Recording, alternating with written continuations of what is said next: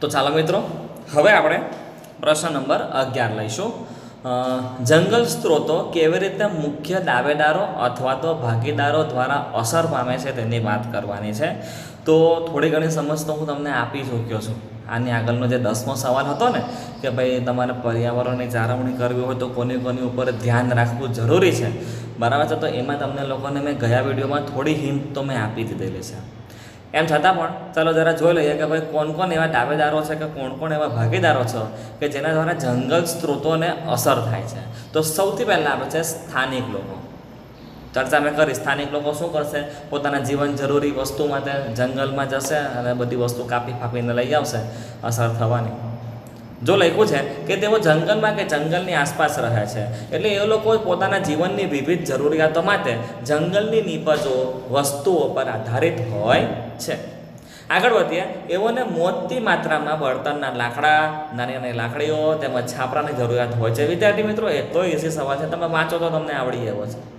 એ લોકો વાંસનો ઉપયોગ ઝૂંપડીના ટેકા બનાવવા માટે, ફળ, શાકભાજી અને ખાદ્ય પદાર્થનો સંગ્રહ કરવાની ટોપલીઓ બનાવવા માટે કરતા હોય છે. આગળ વધીએ, બીજો એ લોકો શું ઉપયોગ કરે છે તેની પણ ચર્ચા કરીએ. ભાઈ, ખેતીના સાધનો ઉપરાંત માછલી પકડવા તેમજ શિકાર કરવાના સાધનો પણ એમાંથી બધા બનાવે છે. એવો મોટા ભાગે જંગલમાંથી ફળો, કવચવાળા ફળ, ચારો, ઔષધિઓ એકત્ર કરવામાં વ્યસ્ત રહે છે. એ લોકો પોતાના પશુઓ હોય એને પણ જંગલમાં ચરાવે છે. આમ સ્થાનિક લોકોની આ પ્રવૃત્તિઓ વડે સામાન્ય સુપોષિત રીતે જંગલ સ્ત્રોતનો ઉપયોગ થાય છે અને જંગલને કોઈ રીતે નુકસાન થતું નથી. જો લિમિટેડ વાપરતા હોય તો, અથવા જેટલા વૃક્ષો કાપી નાખતા હોય એટલા નવા વૃક્ષો આવી જાય તો. મતલબ કે આ લોકોથી જંગલને કોઈ નુકસાન થતું નથી. અને ખાસ વાત એ કે આ લોકો જંગલને નુકસાન પહોંચવા દેતા પણ નથી, કારણ કે ભાઈ મુખ્ય સ્ત્રોત આ લોકોનો જંગલ જ છે. લોકો પણ પોતાને એટલે સારી રીતે સમજે છે કે આ જંગલ જ ના હશે ને ભાઈ તો આપણે પણ અહીંયા રહી શકીએ નહીં ભાઈ. એટલે આ જે સ્ત્રોત છે એની જાળવણી કરવી પડશે. જંગલ છે તો આપણે છીએ, જંગલ નથી તો આપણે પણ નથી. આ વસ્તુનું એ લોકોને નોલેજ છે, એટલે એ લોકોની કોઈ પ્રવૃત્તિથી જંગલને નુકસાન થતું નથી અથવા તો નુકસાન થવા દેતા નથી. આગળ વધીએ, સરકારી વન વિભાગ. ભાઈ, સરકારી વન વિભાગે સ્વતંત્ર ભારતમાં અંગ્રેજો પાસેથી વહીવટ મેળવ્યો. વાત તો સાચી છે કે પહેલાં બધું કામ આપણા દેશમાં તો અંગ્રેજો રાજા હતા, બરાબર છે. પછી આપણે સ્વતંત્ર બન્યા એટલે સરકારી બધી સરકારના હસ્તક બધું આવ્યું, બરાબર છે. અંગ્રેજો અને ત્યારબાદ સરકારી વન વિભાગે સ્થાનિક લોકોની જરૂરિયાતોની ઉપેક્ષા કરી જુઓ અને જંગલના મોટા વિસ્તારમાં એક જ પ્રકારના વૃક્ષો, પાઇન, સાગ કે નીલગિરીનું વાવેતર કર્યું. કેમ? તો એનું કારણ એ કે શાક અને સાલ ઊંચી કિંમતમાં વેચી શકાય. એટલે જંગલ હોય તો જંગલમાં જૈવ વિવિધતા હોય, આંબો, પીપળો, લીમડો, કંઈ કેટલાય પ્રકારના અલગ અલગ વૃક્ષો રોપવાના હોય ને અલગ અલગ જાતિના. તો આ લોકો સરકારી લોકો શું કરે કે ભાઈ શાક અને સાલ ઊંચી કિંમતે વેચાય, શાક, સાલ, નીલગિરી ઊંચી કિંમતે વેચાય, એનું સરકારને મહેસૂલ સારું મળે, પૈસા સારા મળે. તો શું કર્યું, બીજા બધા વૃક્ષ આ લોકોએ ઉછેર્યા જ નહીં. આખા જંગલમાં બસ પાઇન ને શાક ને સાલ ને નીલગિરી એવા જ વૃક્ષોનું વાવેતર કર્યું. આ વૃક્ષોના ઉછેર માટે સમગ્ર વિસ્તારમાંથી અન્ય વનસ્પતિ દૂર કરી દીધી. બોલો, બીજી વનસ્પતિ દૂર કરી નાખી. બસ તમને ખાલી આ જ જોવા મળે. મતલબ કે જૈવ વિવિધતા જે ખરી ને એ આ લોકોએ ખલાસ કરી નાખી. જુઓ, હજુ આગળ વધીએ. તેથી આવા વિસ્તારોની જૈવ વિવિધતા મોટા પાયા નાશ થઈ ગઈ, જંગલને નુકસાન. આ વાવેતરથી કેટલાક ઉદ્યોગોને લાભ થયો. જો હે ને, ઉદ્યોગોને લાભ થયો કે જે લોકો આ લાકડામાંથી પોતાની બધી અલગ અલગ ચીજ વસ્તુ બનાવીને વેચશે, તો ઉદ્યોગોને લાભ થયો અને સરકારી વન વિભાગ માટે આવકનો મુખ્ય સ્ત્રોત બની રહ્યો. સરકારી વન વિભાગને પૈસા સારા મળે ભાઈ, મહેસૂલ સારું મળે, ઊંચી કિંમતના લાકડા વેચાય, ઊંચી કિંમતના વૃક્ષો વેચાય, એટલા માટે, બરાબર છે. તો આ લોકો છે જે જંગલને અસર કરનારા પરિબળો છે, સરકારી વન વિભાગ. ત્યાર પછી આવે છે ઉદ્યોગપતિ. બધી મેં વાત તમને કરી જ છે કયા વિડીયોની અંદર, એકવાર ફરીથી આવે છે તો કંઈ વાંધો નહીં, આપણે એને ફરીથી સમજી લેવાનું. ભાઈ, ઉદ્યોગપતિઓ જંગલોને પોતાની ફેક્ટરીઓ માટે કાચા માલનો સ્ત્રોત ગણે છે. એ લોકોને તો હું ભાઈ, ઉદ્યોગપતિને કાચો માલ તો ભાઈ જંગલમાંથી મળે એટલું જ. એ લોકો માટે જંગલનું કોઈ મહત્ત્વ નહીં મળે, પર્યાવરણનું સુરક્ષાનું કોઈ મહત્ત્વ નહીં મળે. આપણો કાચો માલ આવવો જોઈએ એ જરૂરી, નુકસાન બીજાનું થાય તો થવા દેવાનું એમ. ભાઈ, એમની પ્રવૃત્તિઓથી જંગલની જૈવ વિવિધતાને ખૂબ સહન કરવું પડે છે. એમને જંગલોની જાળવણી કે આસપાસના વિસ્તારોમાં ઊભી થતી પર્યાવરણીય સમસ્યા સાથે કોઈ નિસ્બત નથી. હવે હું એવું નથી કહેતો કે બધા જ ઉદ્યોગપતિ આવા હોય છે, ના એવું નથી, કદાચ અમુક હોય એવા, બરાબર છે, પણ અમુક હોય છે તેના કારણે પર્યાવરણને નુકસાન તો થાય જ છે ને ભાઈ. ઓકે, તો આ વસ્તુ પર ધ્યાન રાખવું જોઈએ. એવો ભવિષ્યની પેઢીઓ માટે સુપોષિત વિકાસ કરવાને બદલે જંગલમાંથી એમની જરૂરિયાતોના કાચા પદાર્થોનું અતિશોષણ કરી લે છે. બોલો, અતિશોષણ કરે, જેટલું લેવું જોઈએ એના કરતાં વધારે લઈ લે. ઉદાહરણ તરીકે જંગલના એક વિસ્તારમાં શાકના બધા વૃક્ષોની કટાઈ કરાવ્યા પછી નવી યોજના માટે બીજા વિસ્તારમાં શાકના વૃક્ષોની કટાઈ એ લોકો તો શરૂ કરાવી દે. એક જંગલ પતે ને બીજું પતે ને ત્રીજું. બરાબર છે. આગળ વધીએ, નંબર 4 લઈએ, પ્રકૃતિ અને વન્યજીવી પ્રેમીઓની વાત કરીએ. ભાઈ એવો જંગલો અને વન્યજીવોની જાળવણી અને સંરક્ષણનું વ્યવસ્થાપન કરે છે. ખબર છે, એવો જંગલ પર નિર્ભર નથી. એવું નથી કે ભાઈ આ લોકો જંગલ પર નિર્ભર કરે છે. પ્રકૃતિ પ્રેમીઓ એવું નથી, શહેરમાં પણ રહેતા હોય ભાઈ, તો આપની જરૂરિયાતો જંગલ જ બધી પૂરી કરે એવું આ લોકોનું જીવન નથી ભાઈ. ખ્યાલ આવે છે? એ લોકો જંગલ પર નિર્ભર નથી, પરંતુ જંગલોના વ્યવસ્થાપનમાં એઓની ઘણી બધી બાબતોને ખૂબ મહત્ત્વ આપવામાં આવે છે. જંગલનું જ વ્યવસ્થાપન કરવું, એની મૂળ અવસ્થામાં જાળવી રાખવું, એવું જ એ લોકો ઈચ્છે છે, કારણ કે એ લોકો પ્રકૃતિ પ્રેમી છે. જંગલોની જાળવણી માટે પરંપરાગત કાર્ય કરતા સ્થાનિક લોકોને પણ એમાં સમાવાય છે. જંગલની આસપાસ રહેતા હોય ને એ લોકોને પણ જંગલનું મહત્ત્વ તો ખબર જ હોય ને કે જંગલો કેટલા મહત્ત્વના છે. એટલે એ લોકો પણ વૃક્ષોને બચાવવા હંમેશા તત્પર રહેતા હોય છે. ઠીક છે, ચાલો આપણે હજુ વધીએ અહીંથી આગળ. એક પ્રવૃત્તિ આવે છે, અને બહુ કંઈ કામની નથી ભાઈ. કોઈ ઉદ્યોગના આધાર હોય એવી 2 વન્ય નિપજના નામ આપવાના છે. બરાબર છે, કે જે આપણે ઉદ્યોગમાં કામ લાગતી હોય. તો એવી 2 વન્ય નિપજની અંદર એ લોકો છે, એક તો તીમરું છે. એમાંથી કયો ઉદ્યોગ ચાલે ભાઈ? બીડી ઉદ્યોગ ચાલે. તીમરૂના પાનની અંદર ઓલો મસાલો ભરીને બીડી બનાવે આ લોકો. બરાબર છે. આગળ વધીએ, આવશ્યક તેલનો ઉપયોગ સાબુ અને કોસ્મેટિક ઉદ્યોગમાં થાય છે. બરાબર છે. ત્યાર પછી બીજી જે નિપજ છે દેવદાર, જંગલમાંથી મળી આવે દેવદાર. એના વૃક્ષના લાકડાનો ઉપયોગ દીવાસળીની સળી બનાવવા, અને દીવાસળી બિઝનેસ ચલાવવો હોય તો દેવદારના વૃક્ષો હોવા જરૂરી. બીડી ઉદ્યોગ ચલાવવો હોય તો તીમરૂના પાન હોવા જરૂરી ભાઈ. તો આ બે નિપજના આપણે નામ આપ્યા કે જે ઉદ્યોગના આધાર પર આપણે બનાવીએ છીએ. ભાઈ આ ઉદ્યોગો લાંબા સમય સુધી ચાલી શકે એમ નથી, કારણ કે જંગલનું અતિશોષણ ઉદ્યોગને લાંબો સમય કાચો પદાર્થ પૂરા પાડી શકે નહીં. અતિશોષણ કરે છે ભાઈ. એના માટે તીમરૂના પાન તો તીમરૂ ફટાફટ કાપી જ નાખો ભાઈ. નવા વૃક્ષો ઉછેરવાની વાત નથી ભાઈ. તો ભાઈ લાંબા સમય સુધી કાચો માલ કઈ રીતે પૂરો પડશે ભાઈ? બરાબર ને? તો શું કહે છે કે ભાઈ આ વન્ય નિપજોના ઉપયોગનું નિયંત્રિત કરવું તેમજ વૃક્ષોનું વાવેતર કરવું ખૂબ જ જરૂરી વસ્તુ છે. ઠીક છે, ચાલો હજુ આપણે વધીશું આગળ, નવી વાત કરીએ. 12મો સવાલ લઈશું. જંગલોના પરંપરાગત ઉપયોગની રીતો વિરુદ્ધ પૂર્વગ્રહ રાખવાનો કોઈ ખાસ આધાર નથી.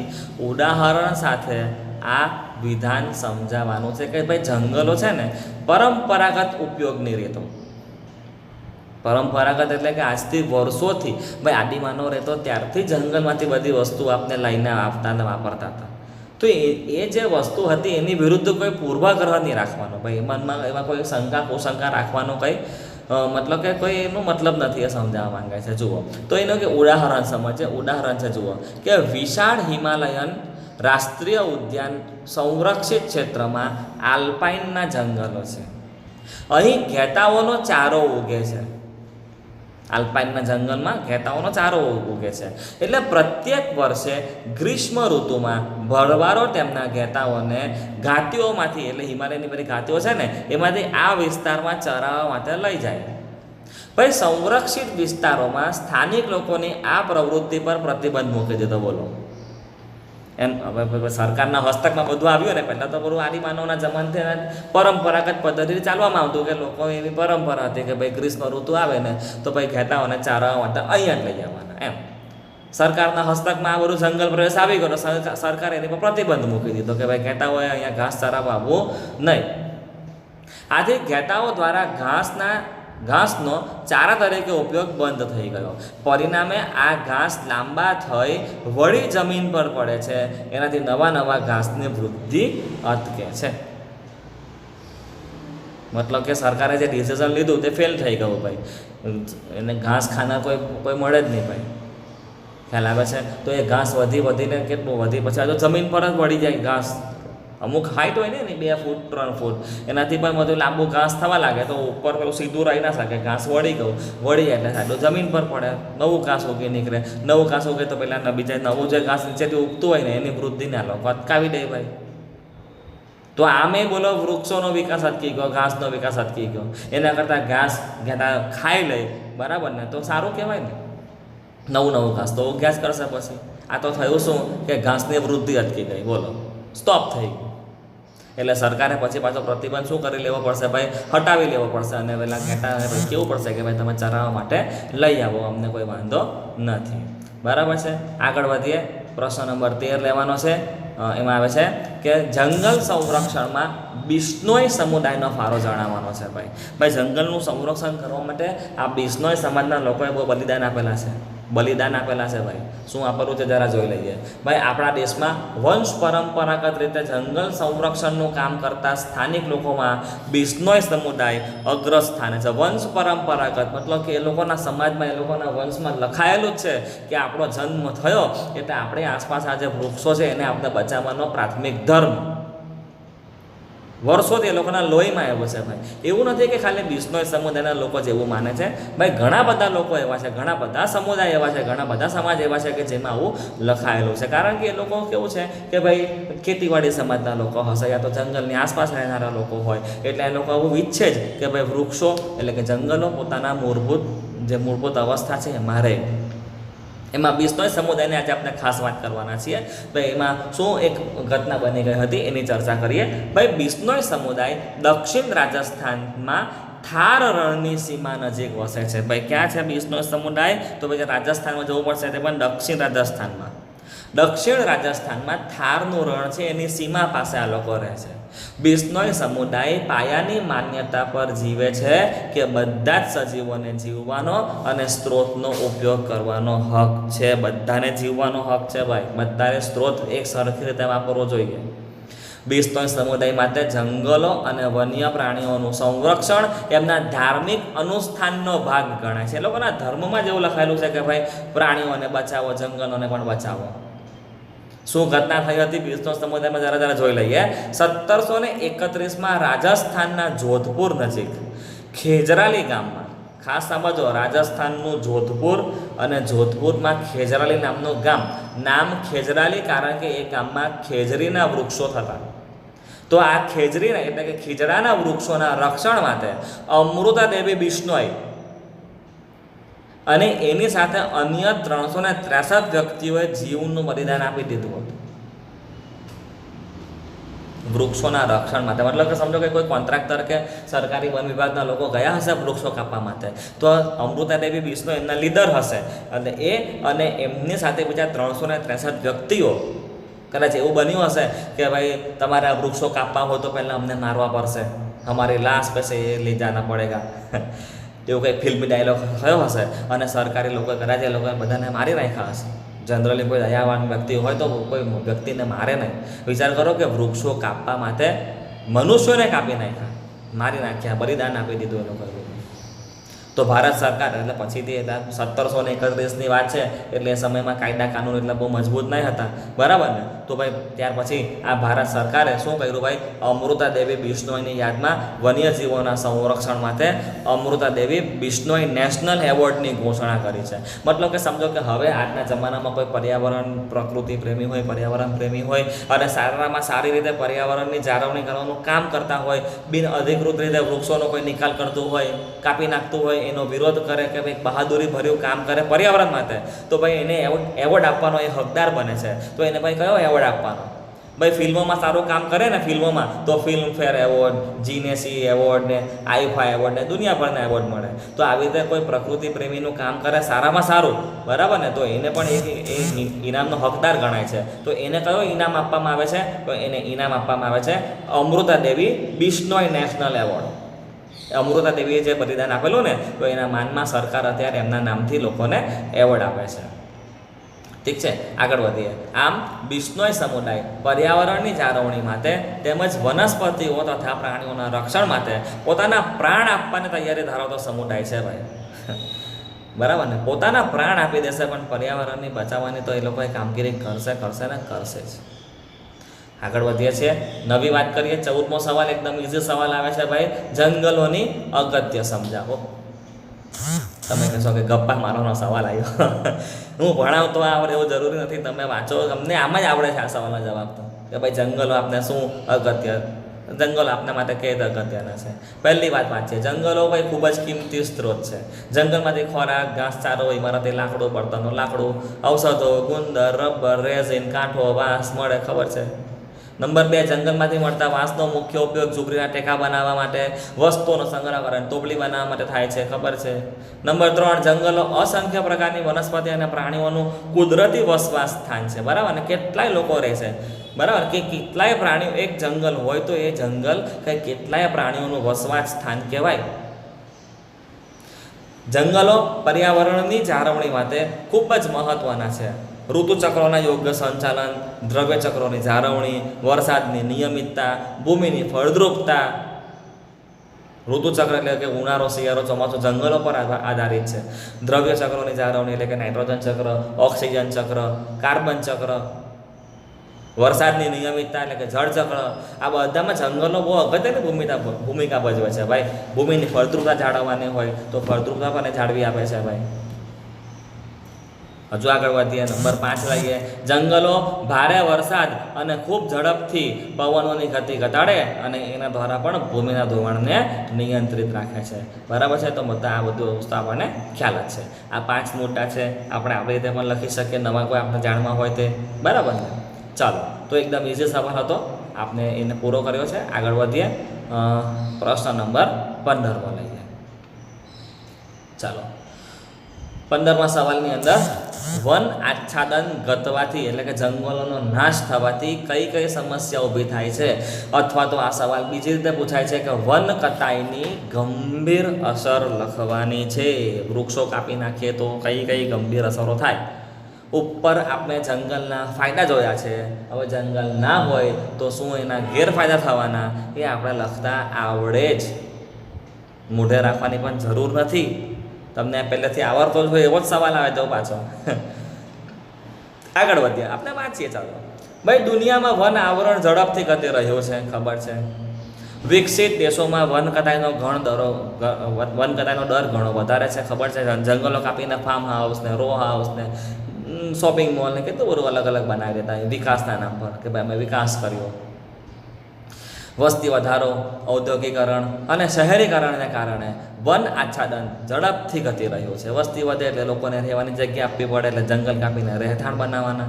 ઔદ્યોગિકરણ, નવા નવા ઉદ્યોગો ચાલુ થાય, કારખાનાઓ સ્થાપાય, જંગલો કાપીને જ બનાવવા પડે ને ભાઈ. શહેરીકરણ થઈ રહ્યું છે, ગામડામાંથી શહેર બની રહ્યું છે. વન કટાઈ ખતરનાક રીતે વધી રહી છે.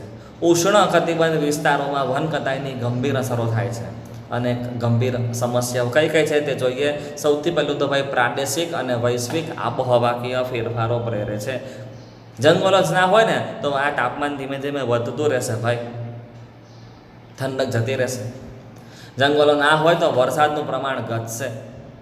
જંગલો ના હોય એટલે કે વન આવરણ દૂર થાય તો ત્યાંથી ભૂમિનું ધોવાણ વધે છે અને જમીનની ફળદ્રુપતા ઘટે છે.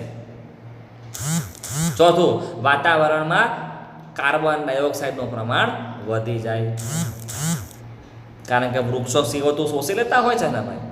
તો હવે વૃક્ષો જ ના હોય તો CO2 કોણ શોષવાનું હતું. વૈશ્વિક તાપમાનમાં વધારો થાય ભાઈ, CO2 વધે એટલે તાપમાન વધે. તાપમાન વધે મતલબ કે ગ્રીન હાઉસ અસર થાય. ગ્રીન હાઉસ અસર થાય એટલે ભાઈ આપણે ડેન્જર કામ. વન્યજીવોના આશ્રય દૂર થતા ભાઈ, તમારા એક જંગલમાં કે કેટલા વાઘ, સિંહ ને કેટલા લોકો જંગલી દીપડા, કૂતરા, બિલાડા રહેતા હોય, આ બધાનું બોલો સમજો કે ઘર છીનવાઈ ગયું તો એ લોકો ઘર શોધવા માટે મતલબ કે એક જંગલમાંથી બીજા જંગલ તરફ પ્રયાણ કરશે, પણ વચ્ચે રસ્તામાં કદાચ મરી પણ જાય, ખાવા પીવાનું ના મળે એ લોકોને. તો એક જંગલને બીજું જંગલ નજીક નજીક થોડી હોય. જંગલ સુમસામ થઈ ગયું, ખાશે શું, પીશે શું, એમ જ મળી જશે. બધી અંદરની જે આહાર ઝાડની કળીઓ છે એ તૂટશે. પરિણામે ઘણા સજીવો નાશ પ્રાય અને લુપ્ત થઈ જશે. ભાઈ નિવસન તંત્રની સમતુલા ખોરવાવાની ને ભાઈ, તો સમતુલા ખોરવાય છે અને રાસાયણિક દ્રવ્યોના ચક્રોના સંચાલનમાં રાસાયણિક દ્રવ્યોના ચક્રો એટલે કયા કયા ચક્રો, તો ભાઈ નાઇટ્રોજન ચક્ર, ઓક્સિજન ચક્ર, કાર્બન ચક્ર, આ બધાના સંચાલનમાં અનિયમિતતા ઊભી થાય. બરાબર, એટલે જંગલો ના હોય તો આટલું નુકસાન થાય ભાઈ. આગળ વધીએ, 16મા સવાલનો જવાબ લઈએ. ટૂંક નોંધ લખવાની છે. ચિપકો આંદોલન. ચિપકો આંદોલન ભાઈ, ચિપકો આંદોલન વૃક્ષોને ભેદવાની ચળવળ તરીકે પણ ઓળખાય છે. વૃક્ષોને ભેદીને ઊભા રહી જવાનું, એટલે કોઈ પણ ધારો કે સરકારી અધિકારીઓ કે ઉદ્યોગપતિના માણસો અનધિકૃત રીતે બિનઅધિકૃત રીતે વૃક્ષોને કાપવા માટે આવે તો ભાઈ એક કામ કરો, જે જંગલની આસપાસ રહેનારા જે લોકો ખરા ને એ વૃક્ષોને બચાવવા માટે શું કરશે, વૃક્ષોને બાથ પીડીને ઊભા રહી જશે. આવી ઘટના થઈ ચૂકેલી છે. ક્યાં થયેલી છે તે તમને હું વાત કરું ને ભાઈ, તો આ લોકો શું કરે છે કે ભાઈ વૃક્ષોને ચીપકીને ઊભા રહી ગયા, બાથ ભીડીને ઊભા રહી ગયા, એટલે આને કહેવાય ચીપકો આંદોલન. એક ગામમાં આવું થયું કે લોકો વૃક્ષો કાપવા માટે આવેલા, તો શું કર્યા, સ્થાનિક લોકો વૃક્ષોને ચોટીને ઊભા રહી ગયા. એનું જોઈને બીજા લોકો શીખ્યા કે જો ભાઈ પેલા લોકોએ આવું કરેલું, એટલે આપણે વૃક્ષોને બચાવવા હોય ને તો બીજા લોકોએ શું શીખ લીધી કે આ લોકોએ આવું રીતે બાથ ભીડીને ઊભા રહી ગયા, તો આપણે બાથ ભીડીને ઊભા રહી જાઓ ભાઈ, એટલે વૃક્ષોને કોઈ કાપી ના શકે.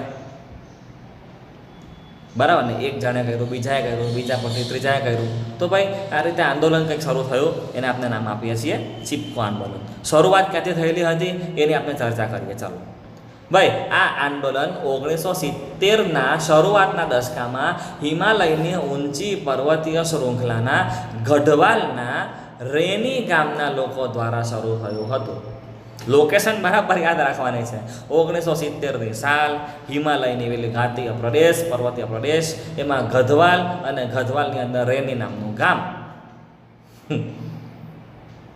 ભાઈ ચિપકો આંદોલન સ્થાનિક નિવાસીઓને જંગલોથી દૂર કરવાની નીતિના પરિણામે શરૂ થયું હતું. ભાઈ ગામની નજીક જંગલ વિસ્તારના વૃક્ષોના માલિકોએ વૃક્ષો કાપવાનો અધિકાર કોન્ટ્રાક્ટરને સોંપી દીધો. વૃક્ષો કાપી નાખવાનો કોન્ટ્રાક્ટ આપ્યો. એટલે સ્થાનિક લોકો શું કરે છે ભાઈ, સ્થાનિક લોકો અને કોન્ટ્રાક્ટર વચ્ચે પછી ઘર્ષણ અને વિવાદ થયો કે ભાઈ અમે તો નહીં જ કાપવા જઈએ. કોન્ટ્રાક્ટર કે મને કોન્ટ્રાક્ટ મળ્યો, મારે કાપવું છે. સ્થાનિક લોકો કે નહીં ભાઈ પર્યાવરણને નુકસાન છે ભાઈ, એટલે અમે તો નહીં જ કાપવા જઈએ. મતલબ કે બે જણા વચ્ચે ઘર્ષણ થયું, વાદ વિવાદ થયો. બરાબર છે.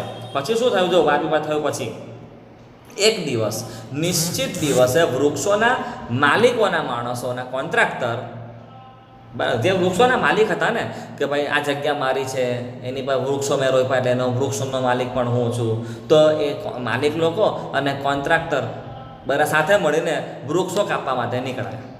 તો છે ને ત્યાં જે સ્થાનિક લોકો હતા, જે પર્યાવરણ પ્રેમીઓ હતા ને એ લોકો છે ને એ ત્યારે સ્થાનિકના પુરુષો ત્યાં હાજર ના હતા. જુઓ, સ્થાનિક લોકોમાંથી પુરુષો કંઈ કામ ધંધા પર નોકરી પર બધા ગયા હશે કદાચ, તો એ સમયે પહેલાં કોન્ટ્રાક્ટરે પેલો પ્લાન બનાવ્યો હશે કે જો ભાઈ અહીંયાથી બધા પુરુષો ગામમાંથી નીકળી જાય ને એટલે આપણે છે ને ચોરી છુપીથી ત્યાં જતા રહીશું, પુરુષો તો હશે નહીં, એટલે ફટફટ વૃક્ષો કાપીને આપણે આવતા રહીશું.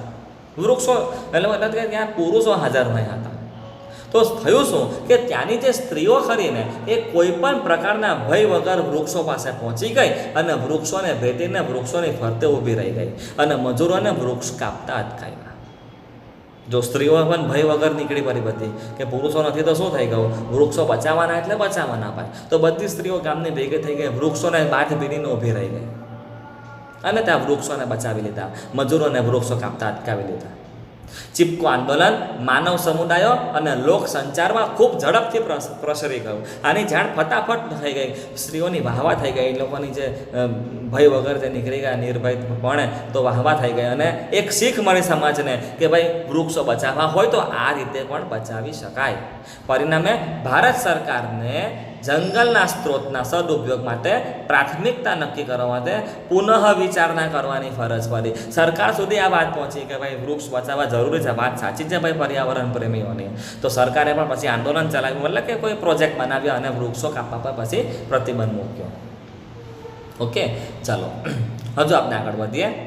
ભાઈ અમને આપણે જો ચિપકો આંદોલન બરાબર છે, તો 17મો પ્રશ્ન આવી રહ્યો છે કે ચિપકો આંદોલન પાછળ કયું કારણ જવાબદાર હતું અને એ દરમિયાન શું થયું અને આ આંદોલનનું શું પરિણામ આવ્યું. તો હમણાં તમને મેં સમજાવ્યું તે જ આવવાનું. કે ભાઈ ચીપકો આંદોલન પાછળ કોન્ટ્રાક્ટર અને એના જે માણસો દ્વારા રેની ગામ નજીક જંગલના વૃક્ષોને કપાતા અટકાવવાનું કારણ જવાબદાર હતું. ખબર છે, અમને તો ભણાવ્યું આપણે. આ ઘટના દરમિયાન શરૂથી જોઈ લઈએ. આ ઘટના દરમિયાન જ્યારે કોન્ટ્રાક્ટર એના માણસો સાથે વૃક્ષો કાપવા માટે આવ્યા ત્યારે ગામની સ્ત્રીઓ વૃક્ષોના થડને ભેટીને વીંટળાઈને ઊભી રહી ગઈ અને મજૂરોને વૃક્ષો કાપતા અટકાવ્યા. આ ચળવળને પરિણામે માલિકોએ વૃક્ષો કાપવાનું કામ બંધ કરવું પડ્યું. ભારત સરકાર સુધી વાત પહોંચી. ભારત સરકારને પણ જંગલના સ્ત્રોતના સદુપયોગ માટે તેમજ એની જાળવણી માટે સરકારને પણ પુનઃ વિચારણા કરવાની ફરજ પડી કે ભાઈ આપણે આમાં કંઈ નવું કરવું પડશે. ભાઈ વિચારણા કરો ભાઈ, જંગલને બચાવવા માટે કાયદા કાનૂન ઘડવા પડશે ભાઈ. બરાબર. ચાલો આગળ વધીએ. 18મો પ્રશ્ન લઈએ. ઉદાહરણ વડે સમજાવો કે સ્થાનિક લોકોની ભાગીદારીથી જંગલોનું વ્યવસ્થાપન કાર્યદક્ષતાથી એટલે કે અસરકારક રીતે થઈ શકે છે. શું કહે છે કે જંગલને બચાવવા હોય ને તો સ્થાનિક લોકોને સાથે રાખવા જ પડે. એનાથી આ મેનેજમેન્ટ એકદમ મસ્ત અસરકારક થશે. એવી એક બે ઘટનાની પણ આ લોકો વાત કરશે. જુઓ શું કહે છે કે સ્થાનિક લોકોની ભાગીદારીથી જંગલોનું વ્યવસ્થાપન અસરકારક થઈ શકે છે. એ લોકોનો સાથ સરકાર લેવો જરૂરી છે ભાઈ. એ લોકો વૃક્ષોને કપાતા અટકાવશે જ. એ લોકો ક્યારે ભ્રષ્ટાચારી નહીં જ કરે ભાઈ. ઈસવીસન 1972માં પશ્ચિમ બંગાળના વન વિભાગને સમજાયું. જો 1972માં એ લોકોને કંઈક ભાન થયું, સમજાયું કે રાજ્યના દક્ષિણ પશ્ચિમ જિલ્લાઓમાં નાશ થઈ રહેલા શાક અને સાલ આપણે કહીએ ને તો સાલના જંગલોની પુનઃ સ્થાપન યોજના નિષ્ફળ થઈ રહેલી છે ભાઈ. યોજના તો બનાવેલી સરકારે બહુ ફાઇન, ઓફિસરો પણ રાખ્યા હશે સાલના વૃક્ષોના બચાવ માટે, સંરક્ષણ માટે, પણ કંઈક ને કંઈક ભ્રષ્ટાચાર કે કંઈ બી વોટેવર બીજી કંઈ પ્રવૃત્તિ થઈ હશે આપણને ખબર નથી.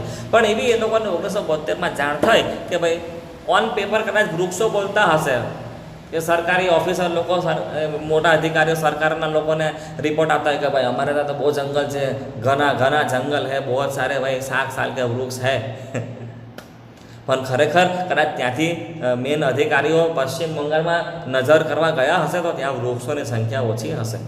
એટલે એ લોકોને જાણ થઈ કે ભાઈ અહીંયા સાલના વૃક્ષો તો ખાલી નામના જ છે ભાઈ. યોજના નિષ્ફળ નીવડી આપણી. સરકારે કદાચ લોકો ફૂટી નીકળ્યા. બરાબર છે. તો ખાસ સાંભળજો. આથી વન વિભાગના અધિકારી A.K. બેનર્જીએ ખૂબ જ ખરાબ પરિસ્થિતિ ધરાવતા મિદનાપુર જિલ્લાના અરાબારીના 1272 હેક્ટર વિસ્તારના સાલના જંગલની જાળવણી માટે સ્થાનિક ગામવાસીઓનો પણ સમાવેશ કર્યો. સરકારી ઓફિસરો તો ભાઈ જાળવણીનું કામ કરશે જ કરશે, પણ આ જે 1272 હેક્ટરનું જે બીજું જંગલ છે તો એક કામ કરો, એની જાળવણીને સરકારી લોકોની સાથે સ્થાનિક લોકોને પણ જોડ્યા. એટલે હવે ભ્રષ્ટાચાર ન જ થાય. સરકારી ઓફિસર ફૂટી નીકળે પણ એનું ધ્યાન રાખવો વાળો પેલો સ્થાનિક પણ છે. સ્થાનિક લોકોને બી ઓફિસર બનાવ્યા.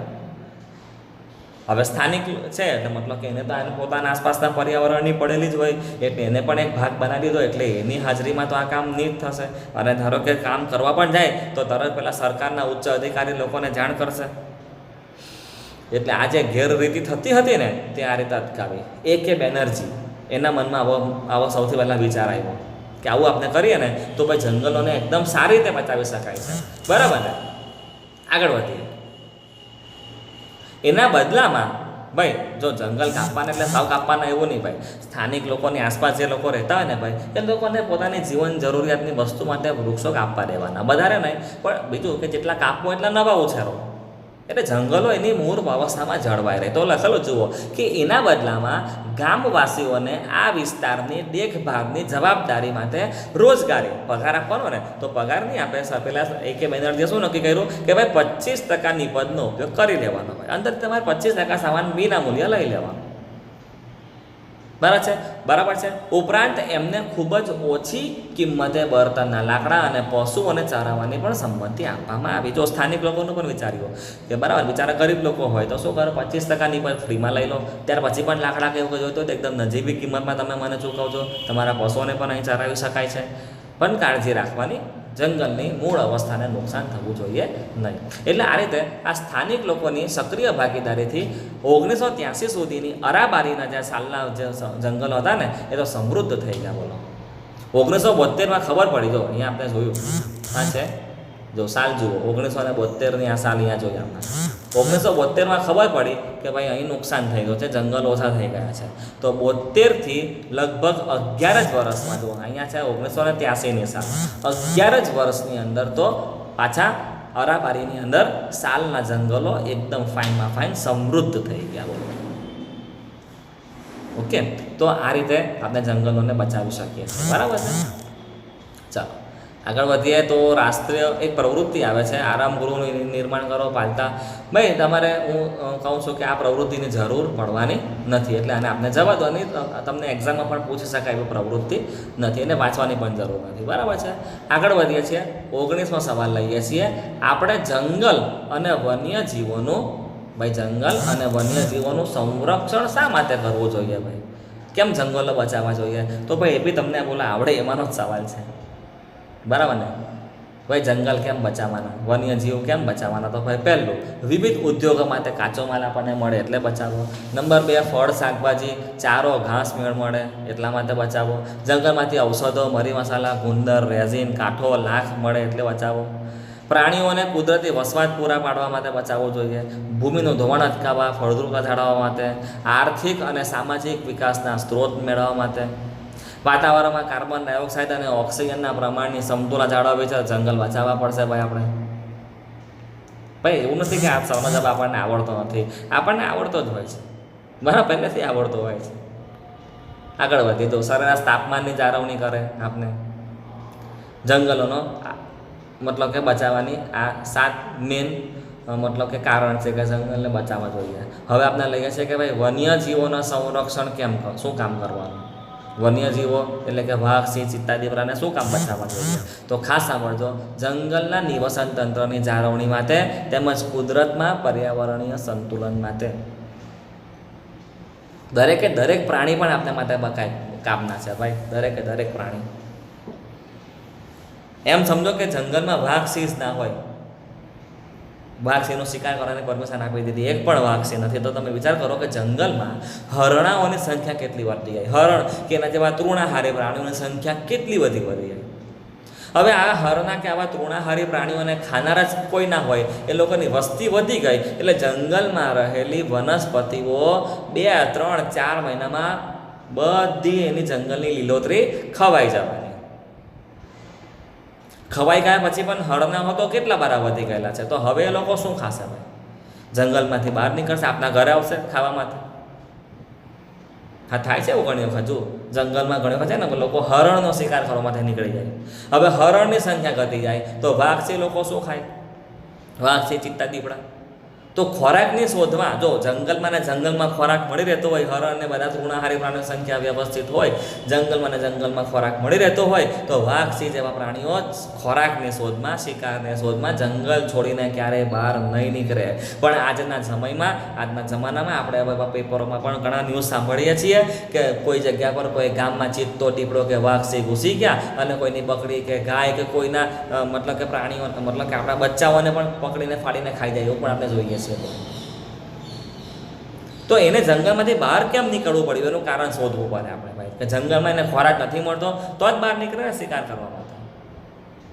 એટલે જંગલની અંદર રહેલા દરેક પ્રાણીઓની જાળવણી કરવી જરૂરી છે. દરેકે દરેક પ્રાણી ઇમ્પોર્ટન્સ ધરાવે છે, પર્યાવરણનું સંતુલન કરે છે, એટલે વન્યજીવોનું સંરક્ષણ કરવું જરૂરી છે.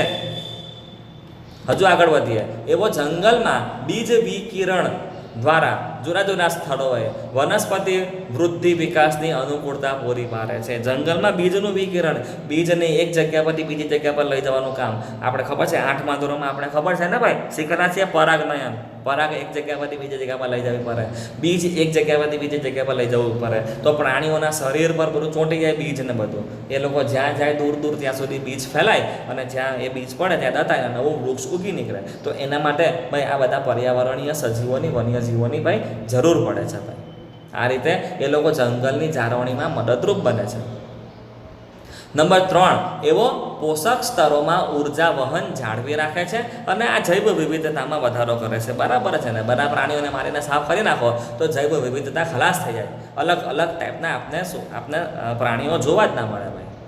એટલે ભાઈ વન્યજીવોની સંરક્ષણની પણ આવશ્યકતા છે ભાઈ. એવું નહીં કે ખાલી આપણે જંગલમાં ખાલી વૃક્ષોને બચાવવાના, પ્રાણીઓને મારી નાખવાના. ના ભાઈ, પ્રાણીઓને પણ બચાવવાના છે અને વૃક્ષોને પણ આપણે બચાવવાના છે.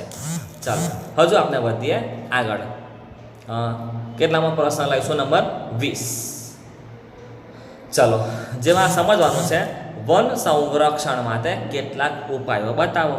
ભાઈ જંગલ બચાવવા છે ને, કઈ રીતે બચાવવાના? ઉપાયો. પહેલું, બળતણ અને ફર્નિચરના લાકડા માટે વૃક્ષોની થતી અનિયંત્રિત કટાઈમાં ફરજિયાતપણે ઘટાડો કરો. અનિયંત્રિત રીતે નહીં કાપો, પણ ખાલી ડાળીઓ કાપો, થોડા કાપો. વન સંરક્ષણ કરવું હોય તો આ બાબત પર ધ્યાન રાખવું પડશે કે અનિયંત્રિત કટાઈ નહીં થવી જોઈએ. નંબર 2, બળતણની ખેંચ, ઘાસચારાની અછત, વ્યાવસાયિક હેતુ વગેરે માટે થતા અતિશોષણથી જંગલના નિવસન તંત્રને સુરક્ષિત રાખો.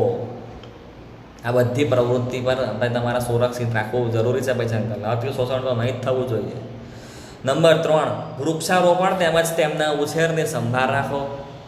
વૃક્ષારોપણ કાર્યક્રમ કરવાના, જંગલમાં નવા અથવા આપની આજુબાજુ પણ જ્યાં ખાલી જગ્યા દેખાય ત્યાં પણ વૃક્ષો ઉછેરો. પ્રાપ્ત બધી જ જગ્યાઓ પર ઝડપથી ઉછેર પામતા છોડ રોપી જંગલનો વિકાસ કરવો. જંગલ નંબર 4 લઈએ, જંગલોની જાળવણી અને સંરક્ષણમાં સ્થાનિક લોકો, આપણે જોઈ ગયા ને, સ્થાનિક લોકોને પણ સાથે રાખવાના. જંગલની ઉછેર કરવો હોય તો, જંગલનો ઉછેર કરવો હોય તો સ્થાનિક લોકો અને ગામવાસીઓની સક્રિય ભાગીદારી કરવાની. જે આપણે જોયું AK બેનર્જીએ કરેલી 11 વર્ષમાં તો સાલના વૃક્ષોનો જંગલ આખું મસ્ત સમૃદ્ધ કરી દીધું. ભાઈ નંબર 5 પર લઈએ, વૈજ્ઞાનિક સંશોધનો દેખરેખ ઉપરાંત જંગલોની જાળવણી માટે શિક્ષણ દ્વારા જાગૃતિ ફેલાવવી જોઈએ. દેખરેખ માટે ભાઈ એમ કહે છે કે શિક્ષણ આપો, લોકોને જાગૃત કરો કે જંગલો મતલબ કે કઈ રીતે આપણે કામ લાગે છે તે. બરાબર ને? તો લોકો એ જંગલોને પણ બચાવતા થશે. જાગૃત કરવા લોકોને જરૂરી છે ભાઈ. ચાલો આગળ વધીએ છીએ. જંગલોની વાત લગભગ અહીં પૂરી થાય છે. હવે 16.3 નવો ટોપિક શરૂ થાય છે. 16.3 ઉપર તમે જુઓ, શરૂઆતમાં લખેલું છે બધા જ માટે પાણી. બધા માટે પાણી. કોઈ એક જણનો અધિકાર થોડી છે પાણી પર. બરાબર ને? સમાન હક લાગે ને બધાનો ભાઈ. ચલો તો ભાઈ આ બધા જ માટે પાણી એ સમજાવવા માટે આપણે સૌથી પહેલાં લોકો એક પ્રવૃત્તિની વાત કરે છે. શું કહે છે કે ભાઈ મહારાષ્ટ્રમાં એક ગામની અંદર ઓછા પ્રમાણમાં પ્રાપ્ય પાણીની સમસ્યા લાંબા સમયથી છે. લોકોને હવે પાણી ઓછું જ મળે છે ભાઈ. મહારાષ્ટ્રમાં એક ગામ એવું છે, એવું માની લો. ગામવાસીઓ પાણીની પ્રાપ્તિ માટે નજીકના જલ મનોરંજન park, my god, water theme પાર્કનો ઘેરાવો કરે છે. ગામની નજીક એક જગ્યા પર વોટર થીમ પાર્ક છે. માય ગોડ, કેટલું પાણી એ તો વાપરતો હશે હે? બોલો, ગામના લોકોને પીવાનું પાણી નહીં મળે ને અહીંયા મનોરંજન માટે પાણી જ પાણી, રેલમ છે. તો ગામના લોકો ગયા અને પેલા મનોરંજન પાર્ક પર ઘેરાવો કરી લીધો કે ભાઈ તું બધું પાણી તું જ લઈ જાય, તું અમીર, તું પૈસાવાળો, તારી લાગવગ બહુ લાંબી, તો તને આખા ગામનું પાણી તને જ મળી જાય, તો અમારે શું કરવાનું ભાઈ પાણી વગર? એનો ઘેરાવો કરી લીધો. આ વિશે ચર્ચા કરો કે શું પ્રાપ્ત પાણીનો આ રીતે ઉપયોગ કરવો જરૂરી છે ભાઈ? શું તેમને જળ સંગ્રહના વિકલ્પો અપનાવવા જોઈએ? તો જરા ફટાફટ જોઈ લે કે એનો જવાબ શું છે ભાઈ, એનું તારણ શું છે, ફટાફટ જોઈ લે. ચાલો, શું કહે છે કે પાણીની અછત ધરાવતા વિસ્તારમાં જલ મનોરંજક પાર્ક બનાવો અને એમાં હજારો લીટર પાણીનો વ્યય યોગ્ય નથી. બધા જ સજીવો માટે પાણી મૂળભૂત જરૂરિયાત છે. જે લોકોને પીવા તેમજ અન્ય ઉપયોગ માટે પાણી ઓછા પ્રમાણમાં પ્રાપ્ત હોય એ જલ મનોરંજન પાર્કમાં પાણીનો વ્યય સહન ના જ કરી શકે ને. અહીંયા અમને પીવા માટે પાણી નથી મળતું, તમને મનોરંજન માટે પાણી મળી આવે છે ભાઈ, તો ભાઈ સહન તો કોઈ વ્યક્તિ ના જ કરે ને ભાઈ. પાણીના સ્ત્રોતનું આ અસમાન વિતરણ છે. વાત સાચી ને ભાઈ? આમ ગરીબી અમીર થઈ ગયા તો લોકોએ તેનો વિરોધ કરવો જ જોઈએ. જલ વ્યવસ્થાપન મંડળે સૌપ્રથમ ગામવાસીઓને જરૂરિયાતનું પાણી પૂરું પાડવું જોઈએ. જલ મનોરંજન વોટર થીમ પાર્ક ચલાવો, પણ ગામડાઓમાં પીવાનું પાણી પણ ના મળે એના ભોગે નહીં ચલાવો ભાઈ. ગામડાના લોકોને પીવાનું પાણી અથવા તો દૈનિક જરૂરિયાતનું પાણી મળી રહેતું હોય, પછી પણ પાણી બચતું હોય, એ પાણી જલ મનોરંજન પાર્કમાં જતું હોય તો કોઈ વાંધો નથી ભાઈ. બરાબર ને? પણ પ્રોબ્લેમ છે તો ભાઈ આ વસ્તુ ખોટી છે ભાઈ. ગામવાસીઓએ પણ જળ સંગ્રહના વિવિધ વિકલ્પો શોધવા જોઈએ. ભાઈ એવું નહીં કે ભાઈ ગામમાં પાણી નથી આવતું બરાબર તો ભાઈ શાંતિથી બેસી રહેવાનું. એ લોકોએ પણ વિકલ્પ શોધવા જોઈએ. મોટું તળાવ ખોદવું જોઈએ વરસાદનું સિઝન આવે પહેલાં, કોઈ જગ્યા પર ડેમ બાંધવો જોઈએ બની શકતું હોય તો, વરસાદનું જે પાણી પડતું હોય વહી જતું હોય તો એ વરસાદી પાણીનો સંગ્રહ કરવો જોઈએ. બરાબર ને, લખેલું છે જુઓ કે ભાઈ વરસાદી પાણીના સંગ્રહની વ્યવસ્થા ઊભી કરવી જોઈએ. ઓકે, ચાલો હજુ આપણે વધીશું આગળ. ચાલો હવે શું કહે છે કે વરસાદની કંઈ વાત કરે છે કે ભૌગોલિક નકશાની મદદથી ભારતમાં વરસાદની રીતનો અભ્યાસ કરો કે ક્યાં વધારે વરસાદ પડે છે, ક્યાં ઓછો વરસાદ પડે છે. તો કહે છે કે ભાઈ ભારતમાં ઉત્તર પૂર્વી વિસ્તારોમાં 200 સેન્ટીમીટરથી વધારે વરસાદ થાય છે. ત્યાં પાણીની રેલમ છે. રાજસ્થાન અને ગુજરાતમાં તમે આવો ને તો કેટલાક વિસ્તારોમાં પાણીના અછતગ્રસ્ત વિસ્તારો છે કે જ્યાં 25 સેન્ટીમીટરથી પણ વરસાદ ઓછો પડે છે. જો ભાઈ હવે આમાં તો કંઈ આપણે કરી નહીં શકીએ, તો કુદરતી ઘટના છે. ક્યારેક કોઈ જગ્યા પર વરસાદ વધારે પડે, કોઈ જગ્યા પર ઓછો પણ પડે. ભાઈ શું કરવાના તો હવે ભાઈ ભારતના દક્ષિણ વિસ્તારોમાં દરિયાકાંઠાને લીધે સારો વરસાદ થાય છે. ભારતનો દક્ષિણ વિસ્તાર એટલે આપણું ગુજરાત પણ દક્ષિણમાં જ આવે ભારતમાં, અને આપણે પણ દરિયા કિનારો લાંબો મળેલો જ છે ગુજરાતને, બરાબર ને. તો આપણી જગ્યા પર સારો વરસાદ થાય છે એટલે આપણે પાણીની બહુ કદર ના હોય, પણ જે જગ્યા પર વરસાદ બહુ ઓછો પડતો હોય ને તો ભાઈ એ લોકોને ખબર પડે કે ભાઈ વરસાદ નથી, તો ભાઈ પાણીની શું તકલીફ છે ને એ લોકોને ખ્યાલ આવે. ચાલો આ પ્રવૃત્તિ જોઈ લીધી, ત્યાર પછી આપણે લઈએ છીએ પ્રશ્ન નંબર 21. ભારતમાં પાણીના સ્થાનિક સ્ત્રોતો પર સ્થાનિક નિવાસીઓનું નિયંત્રણ શાના કારણે સમાપ્ત થઈ ગયું? જુઓ શું કહે છે કે ધારો કે હું ખેડૂત છું, મારું ખેતર છે, અને મારું જે ખેતર છે તે સમજો કે અહીંથી એક નહેર વહી રહી છે, મારા ખેતરની નજીકથી જ એક પાણીની નહેર વહી રહી છે. તો અત્યાર સુધી કેવું હતું કે સ્થાનિક હોય ને આમ નહેર હોય તો પેલું ફટફટ પાણી લઈ લેતો. ખ્યાલ આવે છે કે ધારો કે મારા ખેતરની નજીક કોઈ નદી છે, નદીમાંથી હું પાણી બે રોકટોક લઈ શકતો, પણ એની પછી ને આ સરકારના લોકોએ નિયંત્રણ લગાવી દીધું. એ સમજો કે અંગ્રેજના જમાનાથી જ નિયંત્રણ લાવી દીધું કે ભાઈ તારે પાણી લેવાનું નહીં, સરકારની માલિકીનું પાણી છે, અમે જેટલું આપીએ એટલું તમારે લેવાનું.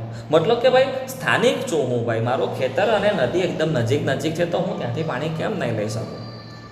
તો શું સવાલ એ જ સમજાજો કે સ્થાનિક નિવાસીઓનું નિયંત્રણ શાના કારણે સમાપ્ત થઈ ગયું? કેમ હું લઈ ના શકું? સમાપ્ત થઈ ગયું તો ભાઈ સરકારી કાયદા કાનૂન બધા આવી ગયા. જુઓ શું લખેલું અંદરથી વાંચ્યા. જુઓ શું કહે છે કે જ્યારે અંગ્રેજો ભારતમાં આવેલા ત્યારે એમણે સ્થાનિક લોકો દ્વારા થતા સિંચાઈના સ્ત્રોતોના વ્યવસ્થાપનની પદ્ધતિ બદલી નાખી. અંગ્રેજોએ આવા પદ્ધતિ બદલી નાખી, સ્થાનિક લોકોએ તરત લેવાનું નહીં. એમણે છે ને વિશાળ બંધ અને દૂર સુધી પાણી જઈ શકે એવી મોટી નહેરો જેવી પરિયોજનાનું આયોજન કરેલું અંગ્રેજોએ. બંધ બનાવ્યા, નહેર બનાવી, અંગ્રેજો બનાવીને ગયા છે. એમના કાર્યવંતિત કરવાના પ્રયત્નો પણ અંગ્રેજો દ્વારા શરૂ કર્યા, બનાવ્યું પણ ખરી અને એને વર્કિંગ પણ કર્યું, પાણી નહેરો સુધી દૂર સુધી પહોંચાડ્યું પણ ખરી. આ પરિયોજનાઓ સ્વતંત્રતા બાદ આપણી સરકારે પણ અપનાવેલી છે. આ વિશાળ પરિયોજનાઓથી સ્થાનિક સિંચાઈ ઉપેક્ષિત થતી ગઈ. હવે જુઓ સરકારના સ્વતંત્ર થઈ ગયા, અંગ્રેજો તો જતા રહ્યા, હવે જે આપણી સરકાર જે છે ને ભાઈ, તો એણે શું કર્યું કે એનું આખું નિયંત્રણ પોતાના હાથમાં લઈ લીધું. ડેમમાં જેટલું પાણી છે, ક્યારે છોડવું, કેટલું છોડવું, કોને કયા ગામની નહેરમાં કેટલું પાણી આપવું, સરકાર નક્કી કરી લે. એટલે હવે આમાં થાય છે શું ખબર છે? ભ્રષ્ટાચારને લીધે વધારે પાણી કોને મળે? કોઈ જલ મનોરંજક થીમ બનાવ્યો છે તો એને પાણી મસ્ત પહોંચાડો. પાણીનો હિસાબ આપવો પડે ને ભાઈ. અત્યારે તો થોડાક સમય પહેલાં પેપરોમાં સમાચાર આવ્યા હતા કે ભાઈ ઉકાઈ ડેમમાં ગયા વર્ષે કે ભાઈ અને આગલા વર્ષે આખો ભરાઈ ગયો હતો. અત્યારે કંઈ 33% કંઈ ખાલી થઈ ગયો, કે અમુક ટકા કંઈ વરસાદ પડ્યો ને પહેલાં ખાલી થઈ ગયેલો હતો ડેમ. તો પછી ત્યાંના લોકોએ હિસાબ માંગ્યો કે ભાઈ આટલું પાણી ગયું કાં તમારે? અમને તો મળ્યું નથી, ખેતીવાડીમાં તો મળ્યું નથી, તો ભાઈ તમે કોને આપી દીધું આટલું બધું પાણી? એવું એક ચર્ચા થયેલી હતી આગળ, બરાબર છે. તો મતલબ સમજો કે બિનઅધિકૃત રીતે કોઈને મળી ગયું હશે. કદાચ કંઈ એવું હોય પણ શકે અથવા એવું ના પણ હોઈ શકે, આપણે કંઈ કહી ના શકીએ અત્યારે. બરાબર ને? પણ શું કહે છે કે આ સરકારના હાથમાં આવ્યા પછી ભાઈ જે તે ગામડાઓએ બિચારાઓએ ભેગા થઈને પેલા ડેપ્યુટી મેયર કે કલેક્ટર કે પેલો જેનો ડેમનો અધિકારી હોય ત્યાં આજીજી કરવી પડે, કાલાવાલા કરવા પડે, વિનંતી કરવી પડે કે ભાઈ નહેર છે તો નહેરમાં તમે પાણી છોડો, અમારી ખેતીવાડી સુકાઈ જવાની. તો સરકારમાં શું કરે, એ લોકોને ઉપેક્ષિત કરી દે, સિંચાઈ ઉપેક્ષિત કરી દીધી, અવગણના કરે. થોડું પાણી આપશે, થોડું ના આપે, બાકીનું જે મતલબ કે લાગતા વળગતા સગાવાલાને આપી દેવું. કોઈ કંપની છે, બહુ મોટી કંપનીની સ્થાપના થઈ ધારો કે, તો એક કંપની મોટું કારખાનું લાગ્યું હોય તો કે કેટલાય લીટરોની પાણીની એને રોજની જરૂરિયાત પડે, તો એ પાણી ત્યાં પહોંચતું કરી દે. ઉદ્યોગકારોને ખેતીવાડીમાં પાણી ના આપે, લોચા થઈ જાય ને ભાઈ. બરાબર છે? તો ભાઈ ઉપેક્ષિત થતી ગઈ અને સરકારી પ્રશાસન દ્વારા એમનું સંપૂર્ણ વ્યવસ્થાપન અને નિયંત્રણ કરવામાં આવ્યું. તો ભાઈ સરકાર કે તેમ જ કરવાનું, મતલબ કે સ્થાનિક લોકોનું જે નિયંત્રણ હતું પહેલાં, તો એ તો સમાપ્ત થઈ ગયું ને ભાઈ. એટલે લખ્યું છે કે ભાઈ આ કારણથી પાણીના સ્થાનિક સ્ત્રોતો પર સ્થાનિક નિવાસીઓનું નિયંત્રણ સમાપ્ત થઈ ગયું. બરાબર છે? ચાલો, હવે આજે નેક્સ્ટ સવાલ છે ને, બંધ બાંધવાના ફાયદા અને ગેરફાયદા, એ આપણે નેક્સ્ટ વિડીયોમાં જોઈશું. ઓકે.